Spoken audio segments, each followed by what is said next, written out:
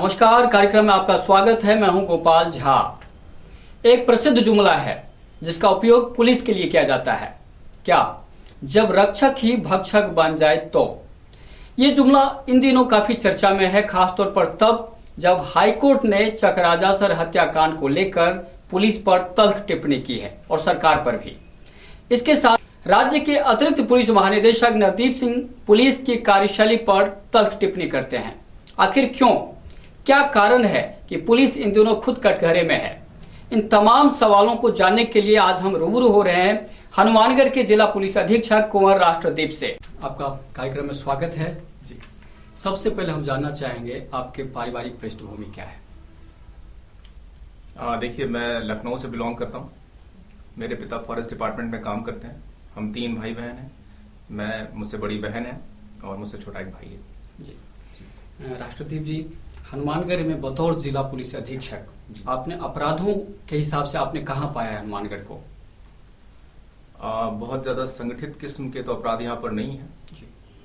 खेतों के लिए छोटे छोटे झगड़े होते हैं और बाकी जो सामान्य पारिवारिक झगड़े होते हैं, अधिकतर उस तरह के क्राइम यहाँ पे ज्यादा है। कोई ऑर्गेनाइज्ड क्राइम हो या बड़े स्तर पर कोई बहुत बड़े माफिया काम कर रहे हों, ऐसा अभी तक तो मैंने महसूस नहीं किया जी। अपराधों का जो ग्राफ है उसमें आपको क्या लगता है किस तरह के अपराधी हैं यहाँ पे, किस किस्म के अपराधी हैं यहाँ सबसे ज्यादा? देखिए, सबसे ज्यादा जो अपराधों के हिसाब से अगर हम डिवाइडेशन करें तो सबसे ज्यादा अपराध हुए हैं उन लोगों के द्वारा जिन्होंने किसी गुस्से में अपराध कर दिया या अपनी जमीन को लेकर के कोई छोटा सा विवाद हुआ, उसमें उनसे अपराध हो गए। तो ऐसे अपराधियों की संख्या कम है जो बार बार अपराध करते हैं जी। जिन्हें अपराधी प्रवृत्ति का व्यक्ति कहा जाता है, उनकी संख्या कम है यहाँ पर। मतलब आदतन अपराधी बिल्कुल कम है जी। हम जानना चाहेंगे कि चिन्हित आरोपी हैं कुछ जी। जैसे पुलिस का एक अपने कामकाज का एक तरीका है कि इस तरह के लोग चिन्हित हैं जो अपराध के हिसाब से जी, उस पर नियंत्रण के लिए पुलिस के पास क्या व्यवस्था है? देखिए, चिन्हित अपराधी जो होते हैं, एक तो उन पर नजर रखी जाती है, लगातार उनकी एक्टिविटीज को देखा जाता है, वो किस तरह के क्राइम कन्विट कर रहा है बार बार वो देखा जाता है लगातार। यदि वो क्राइम कर रहे होते हैं तो उन्हें पाबंद कराते हैं, 110 की कार्रवाई कराते हैं और इस बात की कोशिश होती है कि वो कोई भी ऐसा क्राइम नहीं करने पाए जी। तो लगातार नजर रखी जाती है उन पर। बीट कांस्टेबल्स हुए, बीट इंचार्जेस हुए, उनकी जिम्मेदारी होती है कि वैसे लोगों पर नजर रखें जी। आखिर क्या वजह है कि तमाम प्रयासों के बावजूद, खूब जैसे आप कहने की बिल्कुल नजर रखने की प्रक्रिया है, लेकिन इसके बावजूद वही अपराधी दूसरे अपराध को जन्म दे देता है, दूसरी वारदात को अंजाम तक पहुंचा देता है? ऐसा क्यों होता है? देखिए, इसकी वजह सबसे बड़ी जो है वो ये है कि समय के साथ में क्राइम पैटर्न्स में बहुत ज्यादा चेंजेस आए जी। पहले केवल अपराध होते थे, उसके बाद पुलिस जाती थी और पुलिस की भूमिका शुरू होती थी। समय के साथ पुलिस से जो अपेक्षाएं बढ़ी हैं लोगों की उसमें, और साथ साथ जो अब आप देख सकते हैं लॉ एंड ऑर्डर की सिचुएशन बहुत ज्यादा बढ़ गई। उसके कारण पुलिस का एंगेजमेंट अपनी रूटीन पुलिसिंग से हट करके ऐसी बहुत सारी चीजों पे हो गया है जो हमारी प्रायोरिटी बन गई। कहीं पर किसी छोटी सी बात को लेकर के यदि 100 लोग इकट्ठे हो जाते हैं तो हमारी प्रायोरिटी होती है कि पहले हम रोड क्लियर कराएं, ट्रैफिक जाम होने से बचाएं, कोशिश करें कि कोई और न्यूसेंस क्रिएट नहीं हो, कहीं कोई तोड़फोड़ नहीं करे, कहीं कोई आगजनी नहीं होने पाए। तो उस दौरान और ऐसी घटनाएं लगातार बढ़ रही जहां पर कि इस तरह से लॉ एंड ऑर्डर सिचुएशंस होती हैं। पुलिस फोर्स लगभग उतनी ही है, जबकि हमारे जो क्राइम पैटर्न्स है वो बदल गए, हमारे एंगेजमेंट्स बदल गए, हमारी भूमिकाएं जो कल तक केवल रूटीन पुलिसिंग में ज्यादा होती थी, आज हम लॉ एंड ऑर्डर में ज्यादा समय लगाते हैं। इसके कारण भी जो लोग ऐसे हैं जिन पर लगातार नजर होनी चाहिए थी, कहीं ना कहीं उस नजर को रखने में कमियां हो गई जी। और इस पर लगातार हमारा पीएचक्यू भी चिंतित है, इसीलिए ज्यादा भर्तियां कराई जा रही हैं। पूरा सिस्टम जो है उसको रिवाइव करने की कोशिश हो रही है ताकि लॉ एंड ऑर्डर के साथ साथ हम अपनी जो हमारी रूटीन पुलिसिंग है उस पर भी ध्यान दे सकें जी। हनुमानगढ़ पुलिस की बात करें तो इन दिनों काफी चर्चा में है जी, चाहे वो चोरी की बढ़ती वारदात हो या फिर जैसे अभी अभी हाईकोर्ट ने चकराजासर हत्याकांड, जो बहुत ही दर्दनाक हादसा था इस इलाके के लिए, पूरे राजस्थान के लिए, कोर्ट ने जबरदस्त फटकार लगाई है पुलिस को और सरकार को भी कहा है कि क्यों न यह मामला अब सीबीआई को जांच के लिए दे दी जाए।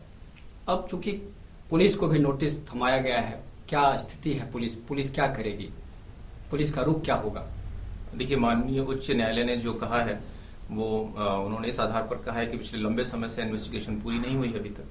पहले राज्य स्तर पर हमारी पुलिस लगातार जांच कर रही थी, जिले स्तर से फिर सीबीसीआईडी को ट्रांसफर हुआ केस और वो भी किसी नतीजे पर अभी तक नहीं पहुंचे। इसी आधार पर माननीय उच्च न्यायालय ने ये कहा है कि वो सीबीआई को इसको देना चाहते हैं जी। हमारी स्थिति ये है कि जैसा भी निर्देश माननीय उच्च न्यायालय हमें देंगे हम वैसी कार्रवाई करेंगे जी। और दूसरी चर्चा है कि जैसे आज एडीजीपी नवदीप सिंह ने जी बहुत तल्ख टिप्पणी की पुलिस के कामकाज को लेकर। जिले प्रदेश के अतिरिक्त पुलिस महानिदेशक अगर इस तरह की बात करे तो कहीं ना खामी तो है जी। उन खामियों को हनुमानगढ़ में आप किस तरह दूर कर पाएंगे, जिन बिंदुओं को एडीजीपी नवदीप सिंह ने उठाया है? जी देखिए, पुलिस व्यवस्था में जो खामियां हैं उन खामियों के पीछे बहुत सारी वजह हैं, और हर पुलिसकर्मी जो है वो इसी समाज का रहने वाला एक व्यक्ति है। उसमें उतनी ही खामियां हैं जितनी किसी भी सामान्य व्यक्ति में हो सकती हैं। समय के साथ जितना परिवर्तन हमारे सामाजिक व्यवस्था में हुआ है और जितनी अपेक्षाएं पुलिस से की जाती हैं, जब वाकई में जो अपेक्षाएं होनी चाहिए एक पुलिस सिस्टम से, जिसे कि बदलाव का एजेंट कहा गया था, उस व्यवस्था के हिसाब से पुलिस अपना काम नहीं कर पा रही। आज जो तकलीफ एक उच्चाधिकारी की है, जो कह रहे हैं कि इस प्रकार से पुलिस अपना काम ठीक से नहीं कर पा रही, वो कहीं ना कहीं जायज है, पर ये कोशिशें जो है बहुत गंभीर स्तर पर किए जाने की आवश्यकता है। हम सभी इस बात को जानते हैं कि हमारा एक पुलिसकर्मी जो हर रोज लगभग 13 घंटे की ड्यूटी करता है, 2 शिफ्टों में 12-12 घंटे की ड्यूटीज होती हैं, और अगर वो तैयारी से लेकर के उसका समय हम गिने तो लगभग 13 घंटे की ड्यूटी एक पुलिसकर्मी करता है, और सप्ताह में कोई भी दिन उसे अवकाश नहीं होता। बाहर जब लोग त्योहार मना रहे होते हैं तो वो ड्यूटी कर रहा होता है। कई बार घर में जब उसको आवश्यकता होती है अपने परिवार के लोगों के साथ समय बिताने की, जब उसके बच्चे उसका इंतजार कर रहे होते हैं, वो उनके साथ नहीं होता, अपनी ड्यूटी कर रहा होता है। कहीं ना कहीं व्यवस्था में जो गिरावट आ रही है लगातार, उसमें ये बातें भी महत्वपूर्ण भूमिका निभाती हैं। आज के समय में जब लोग अपेक्षा रखते हैं कि पुलिसकर्मी संवेदनशील हो और वो लोगों की तकलीफों को समझे, कहीं ना कहीं उसे इस बात के लिए भी समय दिए जाने की आवश्यकता है कि वो अपने परिवार की तकलीफों को भी देख सके, वो एक सामाजिक व्यक्ति के रूप में भी अपनी भूमिका निभा सके। उस समाज में रहते हुए वो अपनी सामाजिक व्यवस्थाओं को नहीं देख पाता, अपने परिवार की जरूरतों को नहीं देख पाता। इसकी कुंठा कहीं ना कहीं उसके कार्यशैली में झलकती।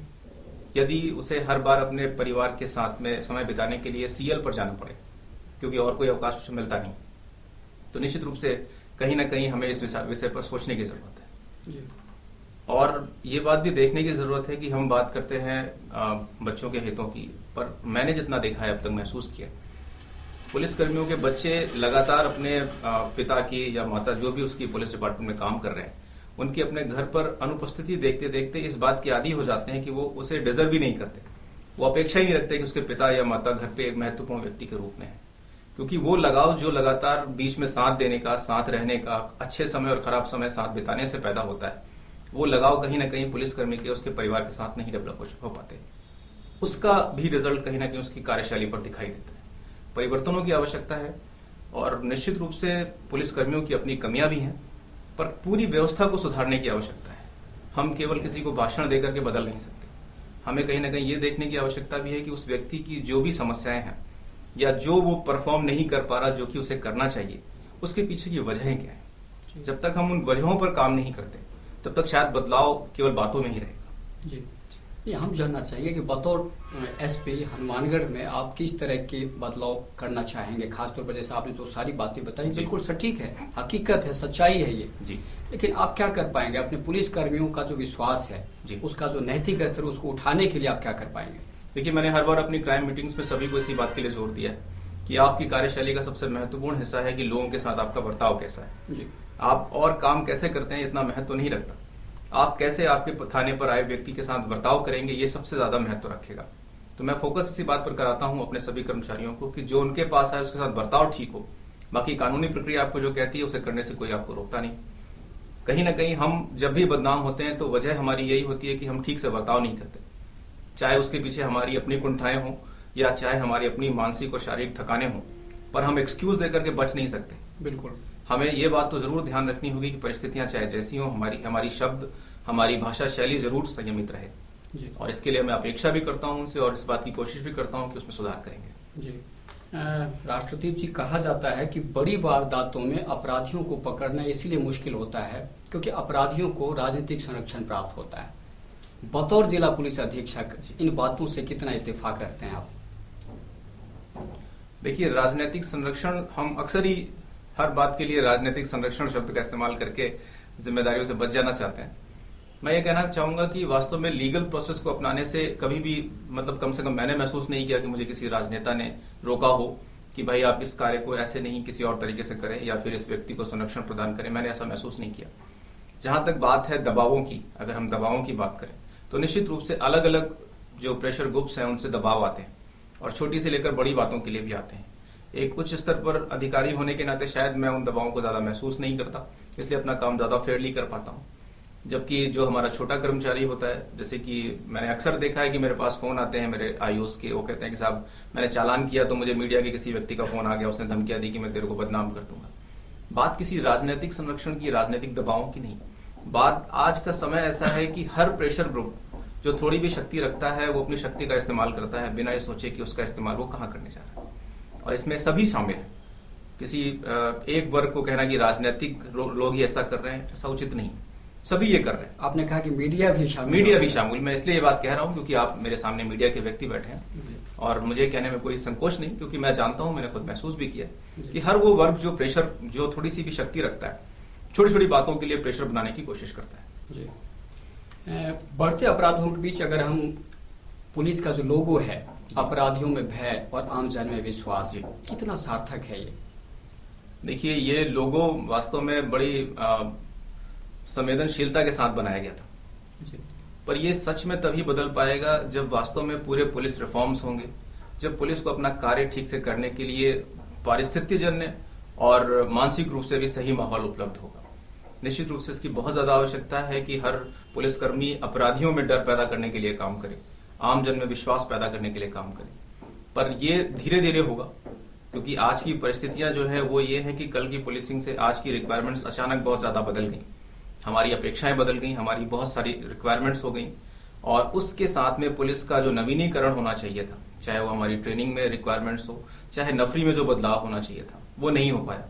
अचानक हर पुलिसकर्मी एक ऐसे ओवरबर्डन में आ गया जहां पर कि वो जो परफॉर्म कर सकता था या कर सकता है वो भी परफॉर्म नहीं कर पाया। कहीं ना कहीं इसके पीछे एक कमी ये है कि हर पुलिसकर्मी को एक लिमिटेड वर्क दी जाने की जरूरत है। जिस प्रकार से फॉरेन कंट्रीज में हम देखते हैं कि हर पुलिसकर्मी के भी कार्य के घंटे फिक्स होते हैं, 8 घंटे से ज्यादा वो काम नहीं करते, उन्हें वीकली अवकाश मिलता है। एक सिस्टम बनाने की जरूरत है ताकि एक पुलिसकर्मी से जो हम रिक्वायरमेंट उसको सामने दें, उसे उसके बाहर जाकर के कार्य नहीं करना पड़े। आज यदि एक पुलिसकर्मी सुबह 8 बजे अपना कार्य शुरू करता है तो उसे पता नहीं होता कि मेरा कार्य कब खत्म होगा रात में। और 24 घंटे की ड्यूटी केवल ऐसा नहीं कि रूल्स में लिखा हुआ है, वास्तव में वो परफॉर्म करता है। रात के 2 बजे भी यदि कोई उसे कहता है तो उसे जाना पड़ता है, क्योंकि उसके पास में अवकाश का कोई समय नहीं। जी। पूरी व्यवस्था को सेट करने की जरूरत है ताकि एक व्यक्ति को जो मानवीय हालात हैं उन मानवीय आधारों के आधार पर काम करने की छूट मिले। और निश्चित रूप से इस पर काम हो रहा है। जो रिसेंटली भर्तियां हुई, बड़ी संख्या में भर्तियां हुई हैं, और उन भर्तियों के बाद में इस नफरी की कमी को पूरी किया जा रहा है। और माननीय डीजी साहब ने कहा भी था कि साप्ताहिक अवकाश की ओर हम बढ़ रहे हैं, जल्दी ही जब ये पूर्ति हो जाएगी तो साप्ताहिक अवकाश उपलब्ध कराया जाएगा। तो जितना हम पुलिसकर्मी को या एक कर्मचारी को कंफर्टेबल रह करके काम करने की परमिशन देंगे, उतना ही उसके ऊपर हम ये सुपरविजन रख सकेंगे कि वो काम ठीक से कर रहा है या नहीं कर रहा है। आज परिस्थितियां ये है कि एक व्यक्ति को इतना ज्यादा स्ट्रेच किया जाता है कि वो ठीक से काम कर ही नहीं पाता, और काम नहीं कर पाने का रिजल्ट है कि लगातार वो गलतियां कर रहा है, लगातार जहां उसे ध्यान देना चाहिए वहां वो ध्यान नहीं दे पा रहा। और कहीं ना कहीं हम सभी ये बात जानते हैं, बिल्कुल केवल पुलिसकर्मी ही नहीं, जो भी लोग जानते हैं पुलिस सिस्टम को, ये महसूस करते हैं कि ओवर स्ट्रेच्ड व्यक्ति जो होता है वो अपना काम ठीक से परफॉर्म नहीं कर पाता। जब उसे आप एक थोड़ा सा कंफर्टेबल जोन में ले आएंगे कि अब तुम ठीक से काम करो, तुम्हें कोई पुश नहीं करेगा नेसेसरी, और तुम्हें थोड़ी सी वो प्रोटेक्शन भी मिलेंगी जो अपने काम को करने के दौरान तुम्हें मिलनी चाहिए, तब वो अपना काम ठीक से बेटर परफॉर्म करेगा। क्योंकि हम सब जब जॉब में आते हैं, चाहे मैं हूं चाहे आप हूं, तब हम सब ठीक से काम करने के लिए ही आते हैं। धीरे धीरे करके जब स्थितियां होती हैं खराब, तब व्यक्ति अपना परफॉर्मेंस छोड़ देता है। वरना शुरू में हर व्यक्ति समझौतावादी हो जाता है। कहीं ना कहीं वो ये समझ लेता है कि मैं कुछ भी करूं मुझे बाद में डांट ही मिलनी है, मैं कुछ भी करूं लोग मुझे बाद में भला बुरा ही कहने वाले हैं, क्योंकि मैं कितना भी कोशिश करूं मैं एक सीमा से ज्यादा परफॉर्म नहीं कर सकता। तो उन सब चीजों में जब सिस्टम सेट हो जाएगा, जिसके प्रयास हो रहे हैं, लगातार प्रयास हो रहे हैं। अभी हाल में जैसे कि हमारे यहाँ पर एस्टेब्लिशमेंट बोर्ड बनाया गया, जिसमें कोशिश ये रहेगी कि जो भी पोस्टिंग्स हैं उसमें कोई हस्तक्षेप नहीं हो। तो ये उस दिशा में एक बहुत सार्थक कदम है जो उठ रहे हैं। एक तो भर्तियां की जा रही हैं, एस्टेब्लिशमेंट बोर्ड बनाया गया। तो जो सुप्रीम कोर्ट ने 2007 में कहा था कि सुधार किए जाने चाहिए, तो 6 साल के बाद उसकी क्रियान्विति पर चर्चा हो रही है। बिल्कुल समय भले ही लगा हो, लेकिन यदि क्रियान्विति हो रही है तो हम कह सकते हैं कि दिशा सही है, प्रयास सही है। जी। राष्ट्रदीप जी, दुष्कर्म के बढ़ते मामले बेहद चिंताजनक है, बहुत पीड़ाजनक है। ये कि पूरे देश के राजस्थान की स्थिति की हम बात करें तो बहुत ही हताशाजनक स्थिति है, निराशाजनक स्थिति है। लेकिन ऐसे मामलों में जब पुलिस पर यह आरोप लगे कि पुलिस ये कहती है पीड़ित परिवार को कि तुम 2,000 रुपये ले लो, 10,000 रुपये ले लो और समझौता कर लो। हालांकि हनुमानगढ़ में वो स्थिति अभी नहीं आई जी। एक एसपी के तौर पर हम आपसे जानना चाहेंगे कि इस तरह की स्थिति हनुमानगढ़ जिले में नहीं आए, आप क्या पहल करना चाहेंगे? नहीं, मैं इस चीज को बिल्कुल ही पसंद नहीं करूंगा कि मेरा कोई पुलिसकर्मी समझौते की बात करे जी। इस तरह के मामलों में ही नहीं, हर मामले में मैं बकायदा इस चीज के लिए बार बार क्राइम मीटिंग्स में भी कहता हूँ कि समझौता कराना हमारा काम नहीं, हमारा काम लॉ को फॉलो करना है जी। यदि आपके पास कोई मामला आया तो आप उसे दर्ज करके जो लीगल एक्शन है वो उठाइए, और समझौता या जो भी उन्हें करना है वो अपने स्तर पर करेंगे और कोर्ट में बाद में बताएंगे अपना समझौता और उसके हिसाब से कार्रवाई होगी। दुष्कर्म के मामले में विशेष रूप से बहुत ज्यादा आवश्यक है कि पुलिस तुरंत कार्रवाई करे, क्योंकि ये किसी के मानसिक रूप से प्रताड़ित किए जाने का मामला है। शारीरिक प्रताड़ना के साथ साथ जब व्यक्ति को मानसिक प्रताड़ना मिल रही हो, वहां पर पुलिस की कार्रवाई यदि कमजोर रहती है तो निश्चित रूप से शर्मिंदा होने वाली बात है जी। हम जानना चाहेंगे कि आज भी, यानी आजादी के 65 साल के बाद भी, जो एक आम आदमी है, प्रतिष्ठित आदमी है, संभ्रांत आदमी है, वो पुलिस थाने में जाने से डरता क्यों है? ये प्रवृत्ति पुलिस आज खत्म क्यों नहीं कर पाई कि पुलिस प्रतिष्ठित लोगों की रक्षा के लिए, यानी रक्षक की भूमिका क्यों नहीं तय कर पा रही है पुलिस? देखिए, जैसा मैंने पहले ही आपसे कहा कि पुलिस की भूमिका में सुधार तभी संभव है जब पुलिस वाकई में एक ऐसे फ्रेश माहौल में काम कर सके जहां पर कि उन्हें भी वो बेसिक रिक्वायरमेंट्स पूरी करने का मौका मिले।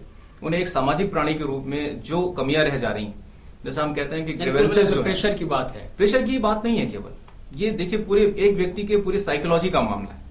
एक व्यक्ति, जब मैं जानता हूं अपने कर्मियों को, लगातार काम करते रहने से और बीच में रेस्ट नहीं मिलते रहने का नतीजा ये होता है कि वो कहीं ना कहीं ये मान लेते हैं कि हम चाहे जो करें हमें कोई अप्रिशिएट नहीं करने वाला। आज का माहौल ऐसा हो गया है। मैं मानता हूं 90% टाइम पुलिसकर्मी ठीक प्रयास करते हैं, गलतियां हैं, कुछ ऐसे भी लोग हैं जो कि अपराध भी करते हैं पुलिसकर्मी होने के बावजूद भी, लेकिन केवल वो चीजें हाईलाइट होती हैं जहां पर हमारी गलतियां हैं। उस 90% कार्य को जिसके सहारे सभी सुरक्षित रह रहे हैं लोग, उसकी ओर कोई ध्यान नहीं देता। तो एप्रिशिएशन की बिल्कुल कमी है, लगातार कमी है। कहीं पर भी पुलिसकर्मी ये महसूस नहीं करता कि मेरे अच्छे काम को देखा जा रहा है।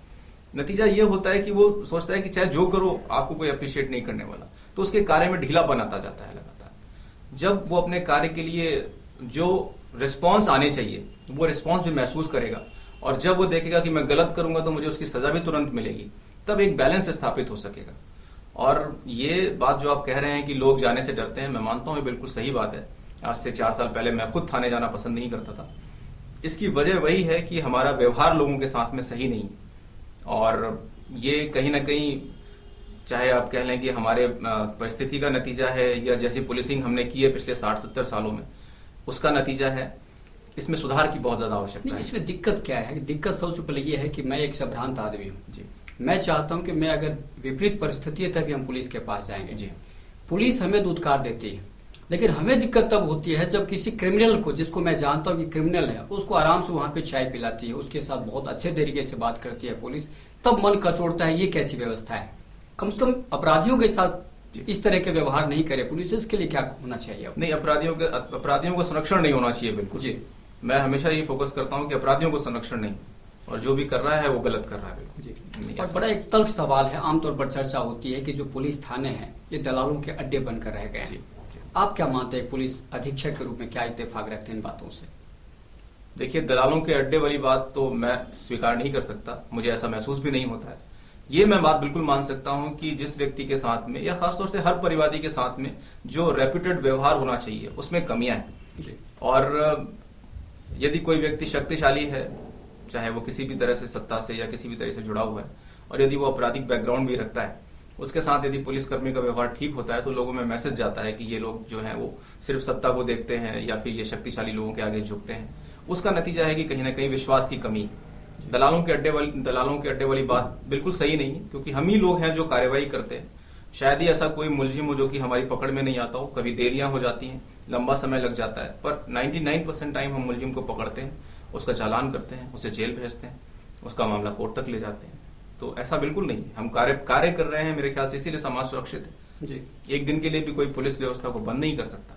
उसकी वजह कहीं ना कहीं यही है कि पुलिस व्यवस्था कार्य कर रही है। ये अलग बात है कि जो एफिशिएंसी चाहिए, जो एफिशिएंसी आज की रिक्वायरमेंट है, उस एफिशिएंसी से काम नहीं कर पा रही जी। पुलिस की नौकरी में अभी आप आए हैं, आपने इस व्यवस्था को बड़े नजदीक से देखा है, और खासतौर पर एसपी का जो अपना आपका ओहदा है, आपने बहुत कुछ अनुभव भी किया होगा जी। एक नागरिक के हैसियत से, मैं कुंवर राष्ट्रदीप एक आईपीएस अधिकारी से नहीं पूछ रहा हूँ ये सवाल, एक आम नागरिक की हैसियत से, आप सब भ्रांत नागरिक हैं देश के जी, क्या कमी महसूस करते हैं पुलिस व्यवस्था को लेकर? देखिए सबसे बड़ी कमी तो वही है जो आपने कही कि आम जन में विश्वास और अपराधियों में डर है। जब हम इस उक्ति को पूरी तरह सार्थक कर लेंगे तो हमारी सारी कमियां दूर हो जाएंगी। जी, बिल्कुल सही कहा आपने। एक जिले में जैसे हम हनुमानगढ़ जिले की कुछ क्राइम की बात करें कि तस्करों का बहुत महफूज अड्डा है हनुमानगढ़, चाहे वो जुए सट्टे की बात करें, बुक्की सट्टे की बात करें, जिप्सम माफिया यहाँ घूम रहे हैं और यहाँ तक कि पेट्रोलियम पदार्थों की तस्करी खूब होती है और जल माफिया भी है यहाँ पर जी, खासतौर पर नहरी बेल्ट है और यहाँ पे जल माफिया शब्द भी अपने आप में बहुत बड़ा इशू है जी। इन तमाम माफियाओं पर अंकुश किस तरह लगा पाएंगे आप? देखिए इन सभी चीजों में मुझे जनता का सहयोग चाहिए होगा जी। मेरे आने के बाद से मुझे लगभग 10 से 12 लोगों ने फोन किया, अलग अलग जगहों पर सूचनाएं दी और जब बुकी की सूचना मिली हमने उस पर कार्यवाही की और कुछ बड़ी कार्यवाही हमने बुकी की। रावतसर में जिप्सम के लिए लोगों ने मुझे सूचित किया, मैंने तुरंत कार्यवाही कराई। जहां पर भी सूचना मुझे दी जाएगी मैं बिल्कुल कार्यवाही कराऊंगा। और देखिए हम जिस समाज में रहते हैं वहां पर जो कुछ भी हो रहा है हर आम आदमी के आसपास हो रहा है। कोई ऐसा क्राइम नहीं जो किसी के नजदीक घटित नहीं हो रहा। कहीं ना कहीं नागरिक की ये बहुत बड़ी भूमिका है कि वो उसकी सूचना कम से कम जरूर दे जी। यदि पुलिस उस सूचना पे कार्य नहीं करती तो ये हमारी कमी है, मैं इस कमी को स्वीकार करता हूँ। लेकिन यदि सूचना नहीं देता एक नागरिक, उसके बाद वो क्राइम होता रहता है तो ये उस नागरिक की भी कमी है। बिल्कुल, क्योंकि एक पुलिस फोर्स बहुत छोटी सी संस्था है। क्राइम जो है वो क्राइम कहीं पर भी अपना स्थान ले सकता है, कहीं पर भी कोई भी बुरी हरकत हो सकती है।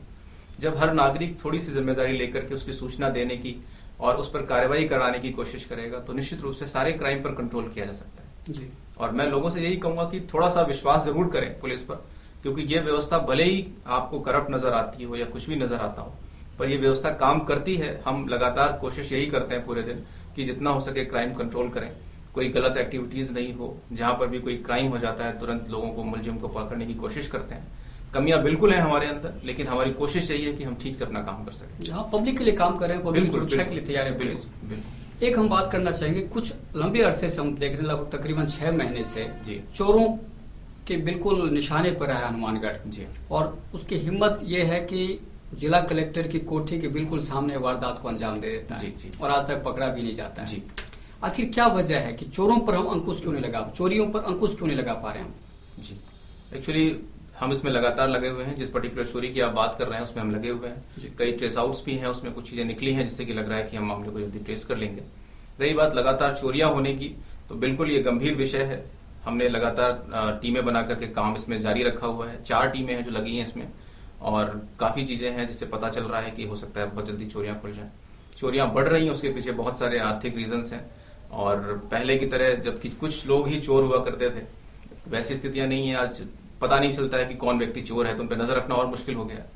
बिल्कुल युवा लड़के जो कि स्कूल कॉलेजेस जा रहे होते हैं वो भी कई बार इस तरह के क्राइम अंजाम देते हैं, तो चोरियां रोकना और ज्यादा मुश्किल हो गया।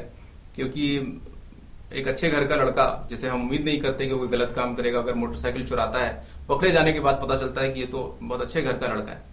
तो चोरियों पर नियंत्रण इसलिए मुश्किल होता जा रहा है कि कहीं ना कहीं हम अपने बच्चों को ये नहीं समझा पा रहे कि सही दिशा क्या है, गलत दिशा क्या है। पैसों के लोभ में छोटे छोटे बच्चे क्राइम की ओर जा रहे हैं, इसलिए क्राइम बहुत तेजी से बढ़ रहा है। खासतौर से चोरी की घटनाएं बहुत तेजी से बढ़ रही हैं।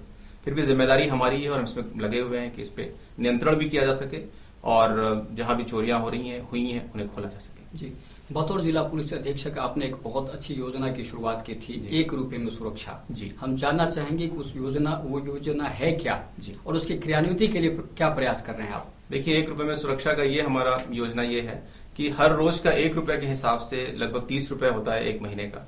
एक परिवार 30 रुपए महीने के जमा कराए अपने क्षेत्र में जो पार्षद हैं उसके माध्यम से किसी व्यक्ति को, और जो कलेक्शन हो उस कलेक्शन से एक चौकीदार रखा जाए जो उस क्षेत्र में गश्त करे रात के समय और वहां पर सुरक्षा सुनिश्चित कराए। तो इसमें हम बात कर रहे हैं वार्ड पंचों से ताकि कुछ ऐसा निकल करके सामने आए, क्योंकि लोगों के सहयोग के बिना ये योजना नहीं चल सकती। यदि कोई पैसा नहीं देगा तो दूसरा भी नहीं देगा, इस तरह से पैसे कलेक्ट ही नहीं होंगे और ये काम नहीं हो पाता है। जी एक चूंकि आप इस पर हम काफी चर्चा भी कर चुके हैं, लेकिन फिर भी एक सवाल ये है कि पुलिस और भ्रष्टाचार कहते हैं एक दूसरे का पर्याय बनकर रह गए हैं।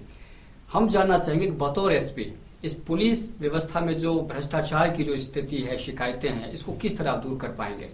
देखिए, मेरे आने के कुछ ही दिन बाद एक ट्रैप केस हुआ था, आप सभी को जानकारी है जी। देखिए, भ्रष्टाचार पर खुद हमारी अपनी संस्था जिसे कि एसीडी कहते हैं, वो बहुत अच्छा कार्य कर रही है और जहां पर भी इस तरह के मामले हुए उन्होंने ट्रैप करके ये मैसेज दिया है कि कोई भी व्यक्ति, चाहे वो स्वयं पुलिसकर्मी हो, चाहे वो पुलिस का कितना भी बड़ा अधिकारी क्यों ना हो, यदि वो भ्रष्टाचार में लिप्त है तो उसके खिलाफ कार्यवाही होगी। मैंने अपने सभी मेरे जो कर्मचारी हैं, क्राइम मीटिंग के दौरान भी और लाइन में मैंने जब मीटिंग ली तब भी मैंने सभी को यही कहा कि अब वो समय नहीं है जब आप पहले कभी राठौड़ी के साथ में कुछ भी करते थे और कोई कुछ नहीं कहता था। आज सूचना का समय है, आज लोग आपके बारे में सब कुछ जानते हैं। कोई भी ऐसा कदम नहीं उठाएं, कोई भी ऐसी हरकत नहीं करें जो आपके लिए, आपके परिवार के लिए हमेशा के लिए मुश्किलें खड़े कर दे। देखिए, बदलाव धीरे धीरे आएगा। सूचना का अधिकार आने के बाद से ही आप देख रहे हैं कि लगातार बदलाव है, काफी जगहों पर पारदर्शिता आ गई। अब लोग कुछ भी करने से पहले 100 बार सोचते हैं, चाहे वो छोटी सी गलती क्यों ना हो। बिल्कुल। तो बदलाव आ रहे हैं धीरे धीरे। मैं उम्मीद करता हूं कि हमारी व्यवस्था भी और ज्यादा पारदर्शी हो जाएगी और भ्रष्टाचार से मुक्त हो सकेगी। राष्ट्रदीप जी, पुलिस के कामकाज पर अक्सर सवाल उठते हैं। काम करती है पुलिस तो सवाल भी उठेंगे। जी। एनडीपीएस की बात हम करना चाहेंगे खासतौर पर, चूंकि मादक पदार्थों की जबरदस्त तस्करी होती है, सीमा पर यह इलाका है पूरा। जब मामला कोर्ट में जाता है तो कोर्ट की अलग से फटकार फिर पुलिस को ही मिलती है कि आपने जानबूझकर अपराधियों को छूट देने के लिए गलतियां की हैं, इसमें खामियां छोड़ी हैं आपने। हनुमानगढ़ पुलिस आमतौर पर ऐसे में चर्चा में रही है। एसपी के तौर पर आपका क्या प्रयास रहेगा कि एनडीपीएस के मामले में पुलिस बिल्कुल सजग होकर काम करे, अपराधियों को छोड़े नहीं, इसके लिए आप क्या करेंगे? देखिए, आईओ जानबूझ करके कमी रखे, ये मामले 100 में से 1 बार या 2 बार ही हो सकते हैं।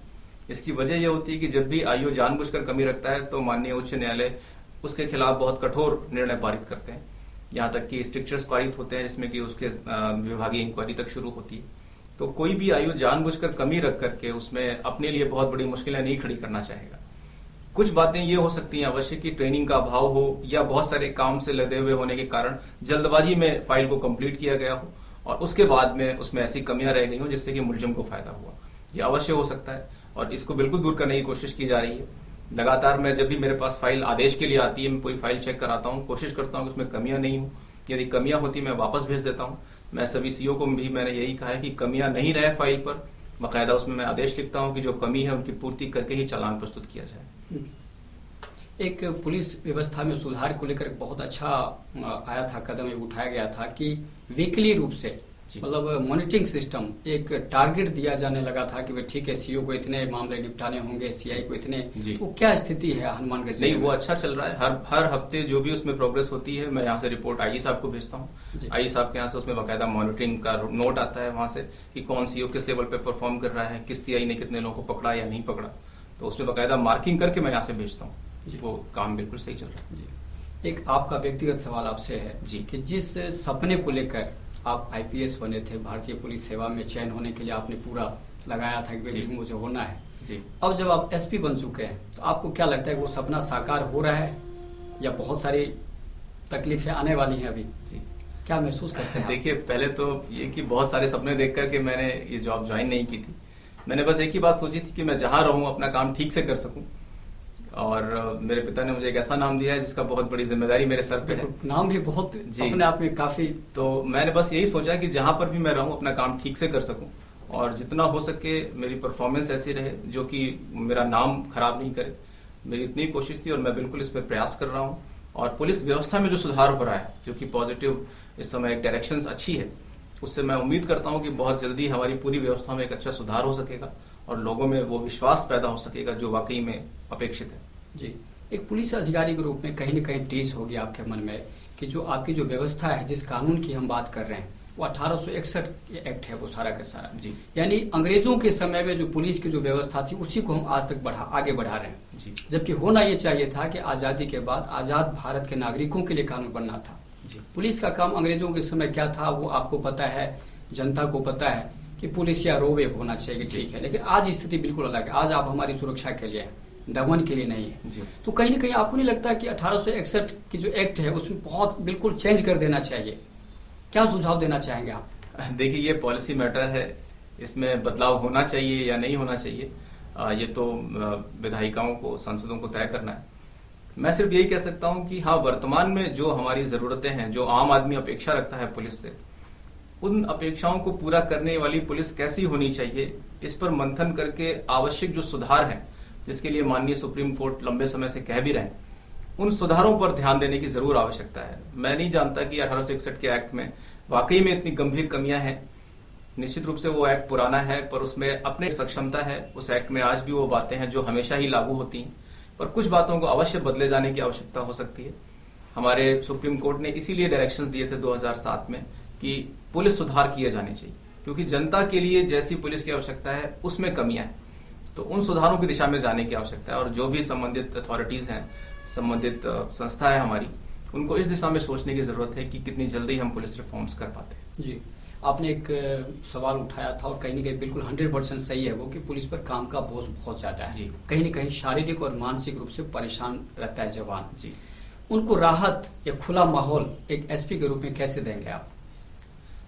देखिए, मैं कोशिश करता हूं कि अगर शहर में कोई विशेष दिक्कत नहीं है तो मेरे पास जो भी एप्लीकेशन छुट्टी के लिए आती है मैं प्रोवाइड कराता हूं, ताकि वो जाकर के रेस्ट करें, लौट कर अपना काम ठीक से कर सकें। इसके अलावा कुछ कार्यक्रम हम कराते हैं। लाइन में हमने होली विशेष रूप से इसीलिए आयोजित की थी ताकि हमारे जितने भी पुलिसकर्मी हैं वो होली एंजॉय कर सकें, क्योंकि होली के दिन हम ड्यूटी कर रहे होते हैं। तो इस तरह के छोटे छोटे और कार्यक्रम हम करते रहेंगे ताकि हमारे पुलिसकर्मी जो हैं रिफ्रेशमेंट उनका होता रहे। जी, देश में भारतीय पुलिस सेवा अपने आप में सब बहुत बड़ा महकमा है ये पुलिस का पूरा। जी।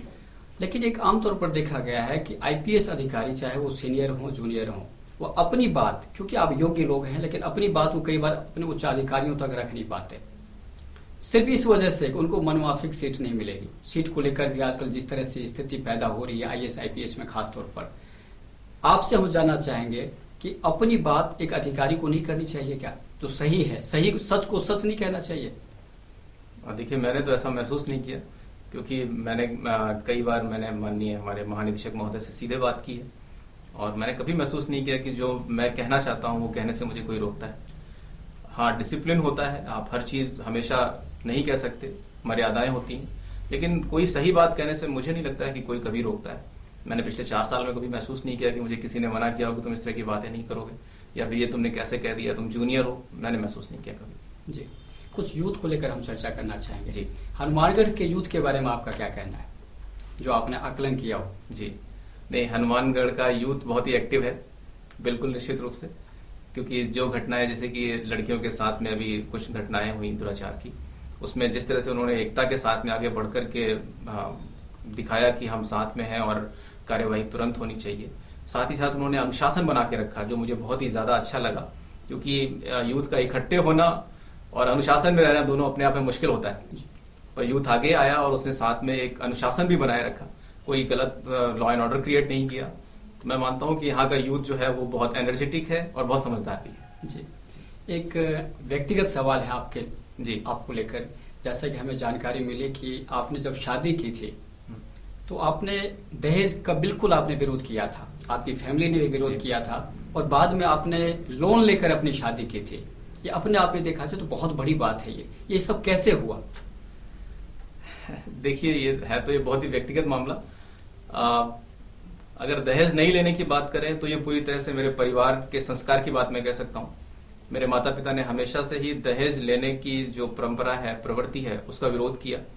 मेरे पिता अपने काफी बड़े परिवार में सबसे पहले अधिकारी बनने वाले व्यक्ति हैं, तो जहां पर भी कभी दहेज की बात उठी हमेशा उन्होंने विरोध किया। उन्होंने कहा कि दहेज मांगना गलत है। हालांकि वो इस बात से इनकार नहीं करते थे कि यदि कोई स्वेच्छा से कुछ देना चाहता है तो कोई बात। हम जब बड़े हो रहे थे तो हम इस माहौल को देख रहे थे लगातार, मैं और मेरा भाई। हमने लगातार यही देखा कि दहेज अच्छा नहीं है, क्योंकि मेरे पिता वही मानते हैं, मेरी माँ वही मानते हैं कि दहेज गलत है। इसका ही शायद असर था कि जब मेरी शादी का समय आया तो मैंने बहुत ही क्लियर शब्दों में अपने पापा से कहा कि मुझे दहेज नहीं लेना है, 1 रुपए भी नहीं लेना है। हालांकि उनका स्टैंड उस समय यह था कि आप नहीं लेना चाहते तो हम मांग भी नहीं रहे, कोई मांग ही नहीं रहा है। अगर वो कुछ देना चाहते तो कोई बात नहीं। मैंने कहा नहीं, वो देने ही नहीं देंगे उनको क्लियर मना करना है कि देने ही नहीं है, आप देंगे ही नहीं किसी हालत में। तो मेरे पिता ने साथ दिया इसमें, मेरी माँ ने साथ दिया इसमें, और उन्होंने सहयोग किया कि अगर आप नहीं लेना चाहते तो कोई दिक्कत नहीं। इसीलिए मैं ये कर सका है। ये कोई मेरा व्यक्तिगत बहुत वो नहीं है कि मैं बहुत सक्षम था। मैं मानता हूँ ये परिवार का वो संस्कार था जिसने मुझे ये हिम्मत दी कि मैं इस चीज के लिए मना कर सकूं। जब मैंने मना किया तो मेरी जिम्मेदारी थी कि मैं अपने पिता के पैसे अपनी शादी में खर्च नहीं कराऊं। इसलिए जो सेविंग थी मेरी, उसके अलावा मैंने कुछ लोन लिया, मेरे बैचमेट से कुछ लोन लिया और कुछ अपने दोस्तों से लोन लिया और शादी में खर्च किया। ये हम तो उम्मीद करेंगे कि जो कार्यक्रम लोग देख रहे हैं, कम से कम आपने बहुत क्रांतिकारी कदम उठाया और खास तौर पर जो हमारा यूथ है वो इस चीज को अपनाएगा। देखिए, यूथ, मैं मानता हूँ ये यूथ की जिम्मेदारी तो निश्चित रूप से है, लेकिन उससे ज्यादा बड़ी जिम्मेदारी हर माता पिता की है। यदि वो अपने बच्चों को ये सिखा सकें और उसका साथ दे सकें, तो मैं मानता हूँ यूथ इतना समझदार है कि वो ये डिसीजन लेना चाहता है, पर उसे अपने माता पिता का साथ हर बार चाहिए। बिल्कुल, क्योंकि ये एक पारिवारिक मामला है। दहेज जो है हमारे पूरी परंपराओं में चला आ रहा है। माता पिता यदि उसका साथ नहीं देंगे तो वो अकेले पूरे समाज से नहीं लड़ सकता जी। माता पिता को आगे आना होगा, उसे समझाना होगा और उसे समझना होगा कि दहेज नहीं लेना चाहते तुम, तो हम तुम्हारे साथ हैं। तब वो बच्चा बिल्कुल कर पाएगा, तब वो यूथ कर पाएगा। जी। और एक आखिरी सवाल जो कि सामाजिक कुरीतियों को लेकर है, खास तौर पर जिस समाज में हम लोग रहते हैं वहाँ पे कन्या भ्रूण हत्या को आज भी बहुत गलत तरीके उसका इस्तेमाल किया जा रहा है। एक पुलिस अधिकारी के तौर पर और एक युवा अधिकारी के रूप में भी आप क्या सुझाव देना चाहेंगे लोगों को, समाज को, कि वो कन्या भ्रूण हत्या बंद कर दें तत्काल? देखिए, बड़ा दुर्भाग्य है, एक और हम सारी अच्छी अच्छी बातें करते हैं, हम छोटी सी भी बात गलत होती है किसी व्यक्ति के साथ में तो हम आगे आकर के विरोध करते हैं। दूसरी ओर एक नवजात को हम पैदा होने से पहले मार देते हैं। ये बहुत ही दुर्भाग्यपूर्ण स्थिति है। वो भी एक लड़की को, जैसे कि भारत की संस्कृति कहती है कि वो देवी है, देवी को मार देते हैं और उसके बाद हम उम्मीद करते हैं कि हम बाकी सिस्टम को अच्छा कह सकते हैं, सुधारने की बात कर सकते हैं। बहुत ही दुर्भाग्यपूर्ण है और सभी लोग ये बात कहते हैं। मैं तो लोगों से यही अपेक्षा कर सकता हूँ कि जितनी जल्दी हम ये समझ जाएं कि नारियों का, बच्चियों का इस तरह से भ्रूण हत्या कर देना गलत है, उतना ही अच्छा है हमारे लिए, वरना भविष्य बहुत ही खराब है। क्योंकि ये मानसिकता केवल एक क्षेत्र तक सीमित नहीं रहने वाली। यदि हम एक गर्भ में एक बच्ची की हत्या करने के लिए तैयार हैं तो हम किस तरह का परिवार आगे बढ़ाने वाले हैं हमें समझ लेना चाहिए और तैयार रहना होगा एक ऐसे भविष्य के लिए जहां पर कि सब गलत चीजें एक्सेप्ट करने के लिए हम तैयार हो जाए। जो भ्रष्टाचार के लिए एक्सेप्टेबिलिटी है, कहीं ना कहीं ये उसी की उपज है। बिल्कुल, ये इससे बड़ा भ्रष्टाचार क्या हो सकता है कि आप अपने परिवार में एक बच्ची की हत्या कर देते हैं उसके पैदा होने से पहले। बिल्कुल। जी, राष्ट्रपति जी, कार्यक्रम में आप आए, आपका बहुत बहुत धन्यवाद। Thank you.